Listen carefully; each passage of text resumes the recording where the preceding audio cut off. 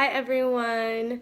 I just kind of wanted to make a quick video about Suicide Prevention Week. I've surprisingly this year gotten a ton of questions about this week and about my friend Erin and about organizations, people wanting to know if I know of organizations that help with this or how people can help. It's crazy. Like I've never really gotten this kind of a response before.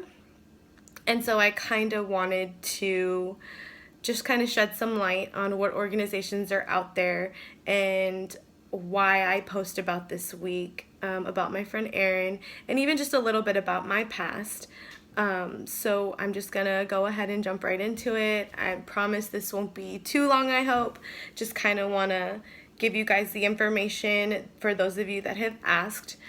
I'm going to put some links and stuff for some of the organizations because I don't want to list them all and then not have you guys know where to go, and it's just easier that way to just click on stuff and be right where you need to be.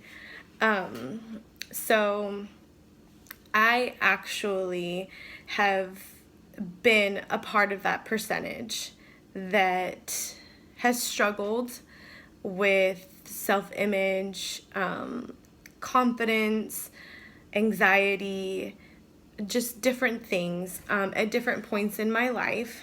And it all kind of started when I was about 15, and my family was just going through a really rough time.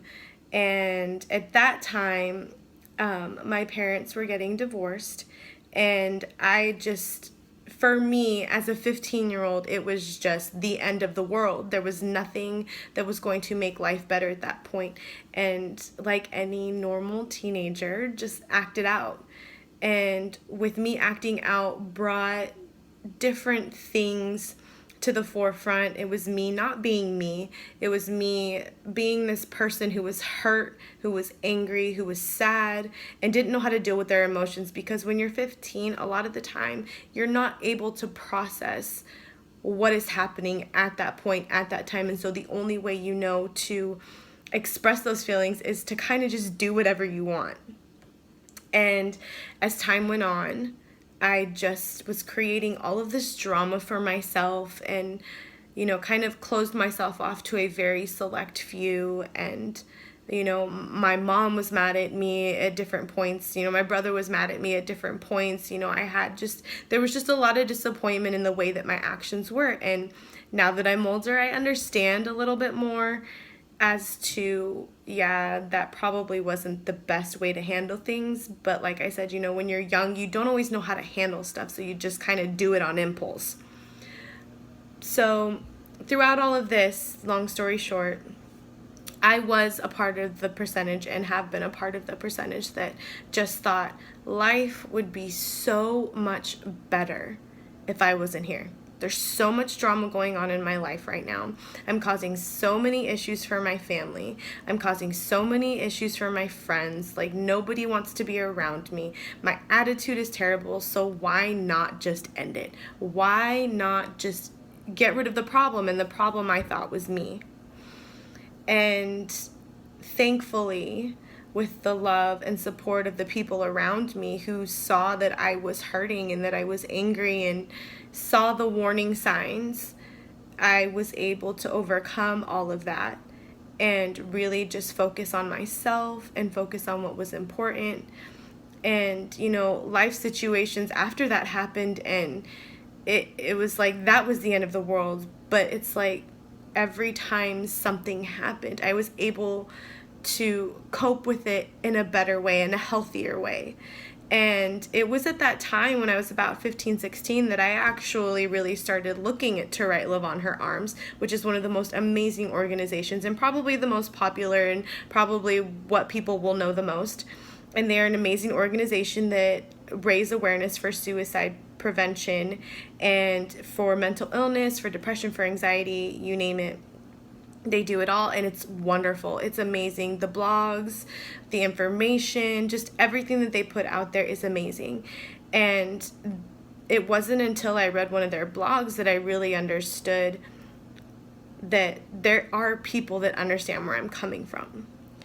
Fast forward a couple of, few years, and my really good friend Aaron, a lot of you know, took his life. And that was something in itself for me. I don't think that, even now, sometimes I don't think that I have fully processed. And I don't talk about it a lot to people. I mean, I'll post about it and raise awareness that way, and sometimes I'll just post about him randomly, but I don't really go into depth, because that's just something that I feel is extremely personal, and I still struggle a little bit with it, and not in the way that I used to. But when you are the person who is left with all of these emotions and everything, you kind of sit back and you kind of have a little bit of guilt about what happened.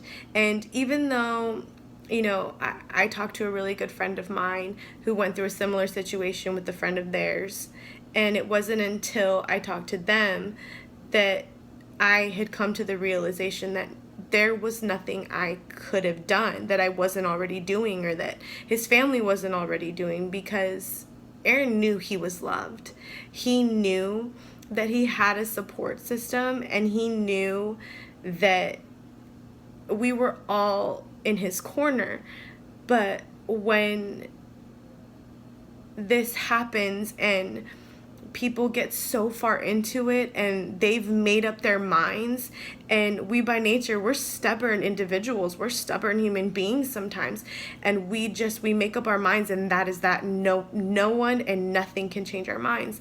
And that's what happened. And those of us that are here, so we kind of sometimes deal with, I mean, I'm just going to talk for myself, that I've dealt with a little bit of guilt, just in the way that, what didn't I see? What didn't I hear? What didn't I notice about his change in demeanor? What didn't I notice about his voice changing when we would talk on the phone? Was he laughing as much? Were we joking more or less? Just different thing. Everything in the book that you can think of, I've thought of it. And until I talked to my friend, I realized that I always told him that I loved him, and he knew that I loved him. And I know that sounds weird coming from a married woman, but it wasn't like that. And it never was for he and I, but we were friends. And when you're friends with somebody, you're so much more to people than you realize sometimes. And we bonded over so many different things, over the love of our children. I mean, he became a dad before I became a mom. And so when I got pregnant with Maddie, it was like, how do you do this? Like, how does this work? You know, you have a daughter, you have a son, this kind of thing. And it's like, we bonded over that, and we bonded over our love for music, just so many different types of music, and our love of food, and our love of sugar, and just different things. And so when you've been friends with someone for a really long time, you just wonder if there was something you could have done. I mean, I know now that there absolutely was nothing that I could have done that I wasn't already doing.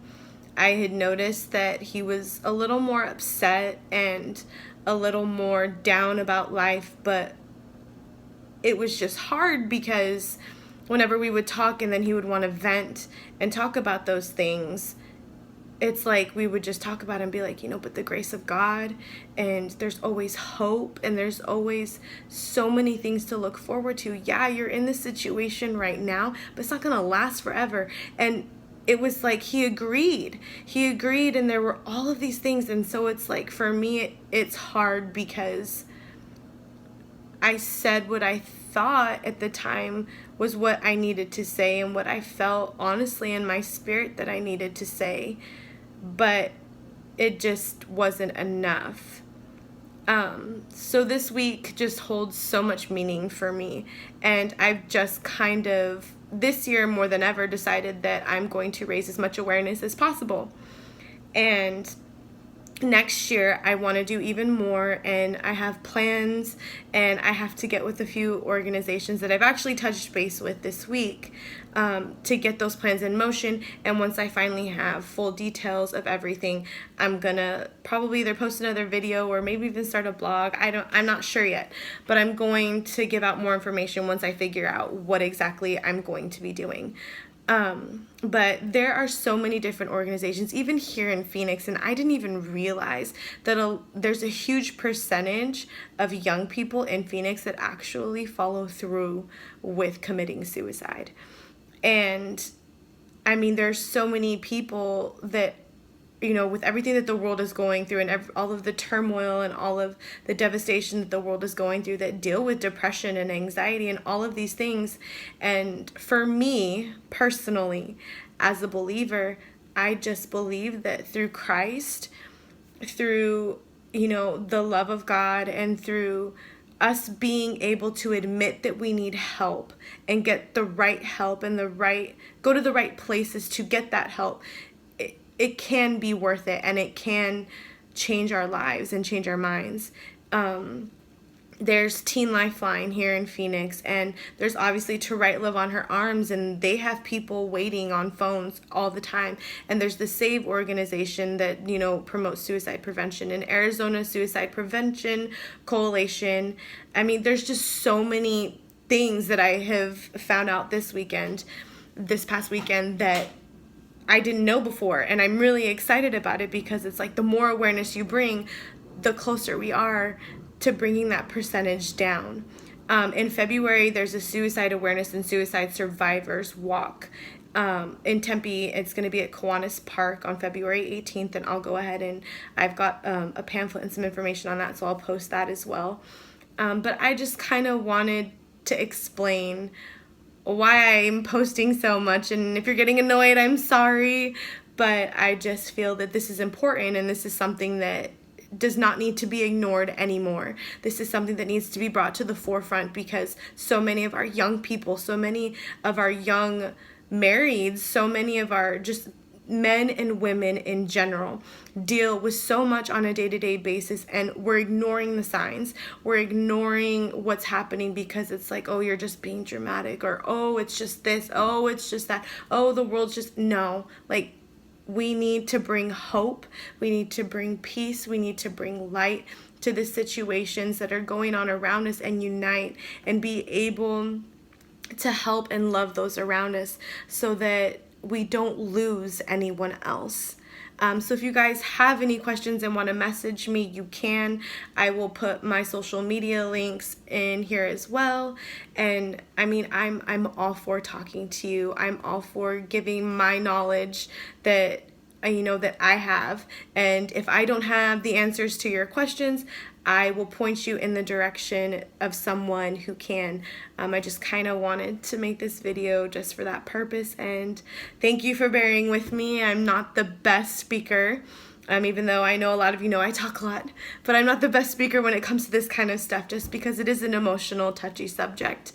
But thank you for watching, for those of you that do watch, and I appreciate you for watching it, and I love you, and I just thank God that I have the people in my life that I do, that understand what it means to me to bring awareness to this cause. Have an amazing day, have an amazing rest of your week, and I'll be in touch.